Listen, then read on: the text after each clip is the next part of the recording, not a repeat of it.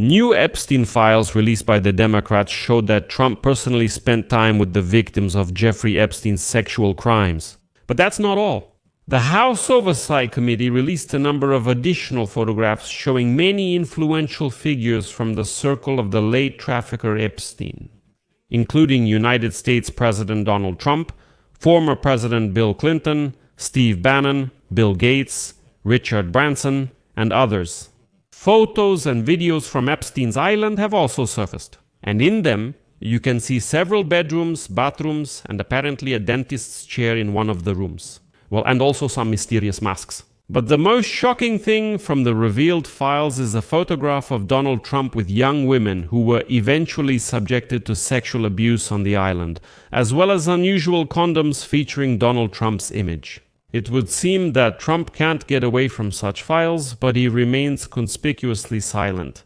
My name is Alexei Pichi. Let's discuss this topic together, but before we start this episode, I ask you to subscribe to this channel, give it a like, and be sure to leave any comment under this episode. This helps YouTube's algorithms promote this video. Also, subscribe to my Telegram channel, Pichi News. The link is in the description of this video. There we post breaking news as it comes in. So, new Epstein files have surfaced, once again proving Trump's connection to this criminal. Well, at least that he used to hang out with him. Democratic members of the House Oversight Committee have released photos from Jeffrey Epstein's estate, showing many influential figures from the late trafficker's circle, including, of course, United States President Donald Trump, former President Bill Clinton, Steve Bannon, Bill Gates, Richard Branson, and others. Many of these men had previously been linked to Epstein, although the photos may shed new light on the extent of these connections. Taken together, the photos from Epstein's file confirmed that the financier was connected to a wide circle of influential and well-known people in the past, whose ties to him are now under close scrutiny. And among them is Donald Trump. And in one of the photos published on Friday, there appears to be a bowl with unusual condoms featuring a cartoonish image of Donald Trump's face. So there's a sign on this bowl that says Trump condom 4.50 each. And on each condom there's an image of Donald Trump's face with the text, "I'm huge." In another photo, Donald Trump is shown with 6 women wearing flower garlands whose faces were edited by the House committee so their identities wouldn't be known. But later it turned out, as stated by members of Congress, that these were actually victims of Jeffrey Epstein's crimes, and here Trump is hugging them. And this photo is actually the key one. Among the other photos are Steve Bannon and Epstein taking a picture in the mirror, Bill Clinton with Epstein, Maxwell and another couple, and the billionaire from a tech company Bill Gates with former Prince Andrew. It's important to note here that none of the published images depict sexual harassment, and as believed, they do not show underage girls. According to Congress, the committee, which is led by Republicans by the way, received the image from Epstein's archive. As part of the ongoing investigation, the committee has already published tens of thousands of documents, emails, and messages, which continue to open up new directions for the investigation. And today, Representative Robert Garcia, who is the leading Democrat on the House Oversight Committee, stated, and I quote, "The latest batch of materials from the Epstein archive contains more than 95,000 photographs, including images of wealthy and influential men who spent time with Jeffrey Epstein, as well as thousands of photographs of women and Epstein's properties. It's time to put an end to the White House covering up the truth and to achieve justice for the victims of Jeffrey Epstein and his powerful friends." These disturbing photographs raise even more questions about Epstein and his connections with some of the most influential people in the world. We won't rest until the American people know the truth. The Department of Justice must immediately release all the files. But in this situation, the Republicans took a different path. And so, a committee representative accused the Democrats of, quote, selectively picking photos and deliberately editing them to create a false impression of President Trump. Like, listen, the House committee received as many as 95,000 photos, but the Democrats published only a small portion of them, just 19. And those that are somehow connected to Trump and so on. But in this situation, I personally have a question for the Republicans. Listen, then why don't you publish the rest of the photos yourselves? You have 95,000 of them. So pick some other photos. Where are they? Well, I don't know. If you're going to discredit the Democrats, then show these photos to the world already. Why don't you prove that there's nothing compromising about Donald Trump in these files? And where is the publication of all the Epstein files anyway? How did Congress vote on this a month ago? Let me remind you, Donald Trump even signed this law, so where is the publication of Jeffrey Epstein's files? Where's everything you voted on so grandly? Trump said, now we'll reveal the truth, but it's still not happening.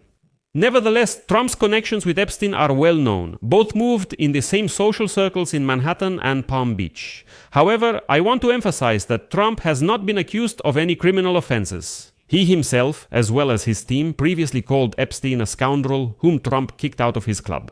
And here, at the bottom of a recently published series of emails by the committee, Epstein claimed that Trump spent several hours with one of Epstein's most well-known accusers, the late Virginia Giuffre.